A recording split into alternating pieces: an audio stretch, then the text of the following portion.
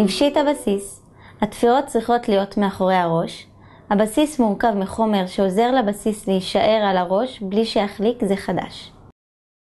הטורבן מורכב משלושה חלקים. בשביל מיקום הראש, באמצע, 2 רצועות לאורך כל צד. קפלי את הקצה מקדימה בכמה סנטימטרים, ומקמי את הטורבן בגובה הבסיס, ומתחיל לאורך האוזניים. הפגישי את הרצועות מאחורה בלי לקשור. 2 הרצועות מונחות על הכתפיים. התחילי עם רצועה אחת על ידי שתכניסי את התפרים פנימה באופן שלא יראו אותם. העלי את הרצועה על ידי סגירת הכפלים בקדמת הראש והניחי את הרצועה מאחור. עשי סיבוב שני עד גמר הרצועה. עשי את אותה פעולה עם הרצועה השנייה ושימי לב להתחיל הרבה יותר מאחור ואז הכניסי את הנותר. אחר כך תוכלי להוסיף קישוט או אפליקציה לפי בחירתך.